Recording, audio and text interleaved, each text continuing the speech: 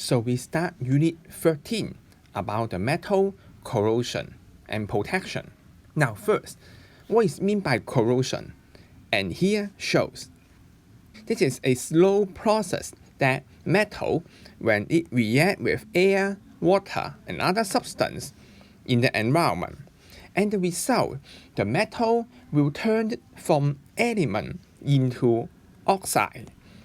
And this oxide will appear on the metal surface, and this is called corrosion. So what about rusting? We always hear about the rusting of something, right?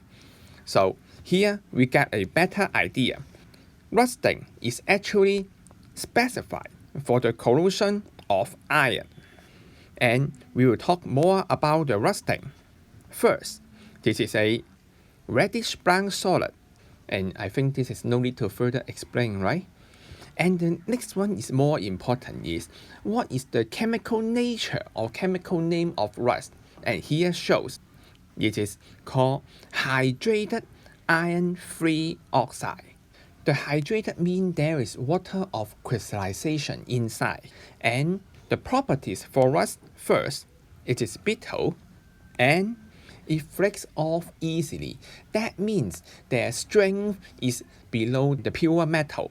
So you can expect when a chair is rust, it is easy to break down or fall when you sit on it because the structure is damaged, and next, the rusting process is something we don't want to see. Next, we're going to study how the rusting happens or how to turn the iron object into rust. Now first, we got an iron object and it lost electron to become iron to iron.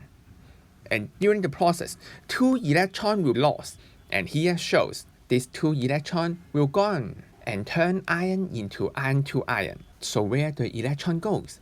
Of course, someone will take it. Water and oxygen will take it to form hydroxide iron. And here is the equation. So you can see the oxygen and 2 water molecules will combine with 4 electrons come from iron to form 4 hydroxide ions. We have both cation and anion. So the next step will be iron 2 hydroxide is formed.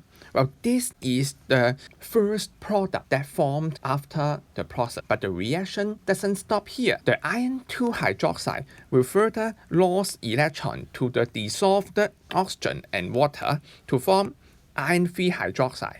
And the equation like this. And finally, the iron 3 hydroxide will turn into hydrated iron 3 oxide. And the overall equation is like this. So you can see on the right hand side, we got 4 iron, 3 oxygen molecule, and 2 N water molecule. With this equation, I think you can understand what are the necessary conditions for rusting, right? Yes, is both oxygen and water. Don't forget to highlight this. It is and. The equation looks nice, but how can we prove that both oxygen and water must exist at the same time? So we try to design an experiment like this. Well, there are 3 boring tubes. Each of them contain the iron nail. First, the tube A, we got a chemical called anhydrous calcium chloride. This is used in our daily life as a moisture absorbent.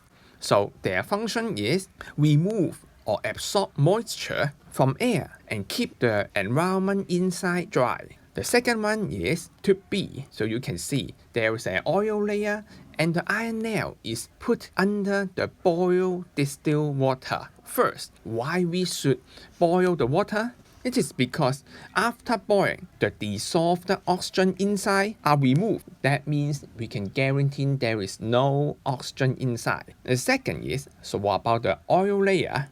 The oil layer is used to prevent oxygen from the air dissolve back into the water.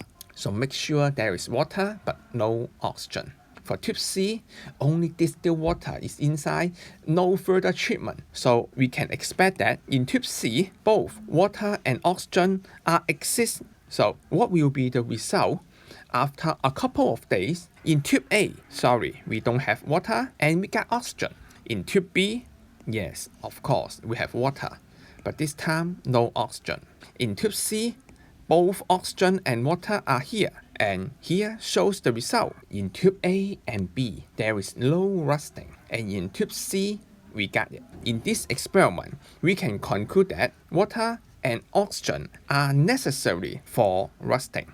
So in second part of this unit, we're going to study how can we speed up the process of rusting. The reason behind is so clear. If we understand what factor can speed up rusting, that means we can do something to slow down the process, which is something we don't want. Again, we set up different tubes here. First is a control setup, nothing special.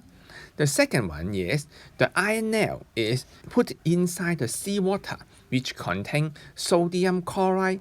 The third one is the air with acidic pollutants may be collected in those industrial areas that is heavily polluted by acidic substance like nitrogen dioxide, sulfur dioxide, etc.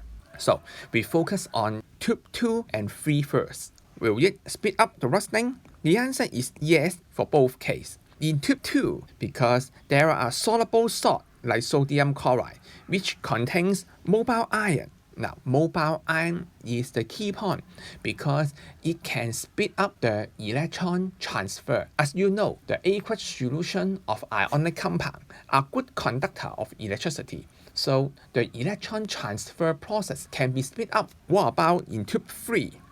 For those acidic pollutants like nitrogen dioxide and sulfur dioxide, when they dissolve in water, they will form an acid solution. Here shows the red chemicals mentioned here are acid. You can expect the metal react with acid. Of course, the corrosion process will speed up. Well, next, we are going to study tube 4 to 6.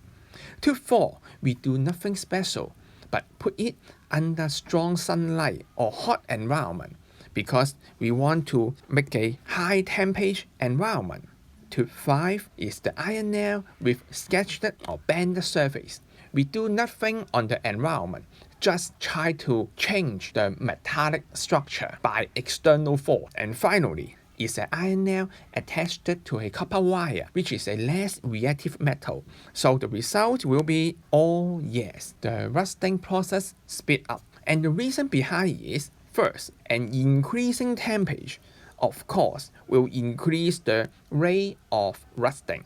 In fact, increased temperature will increase the reaction rate for every chemical reaction, of course, include rusting.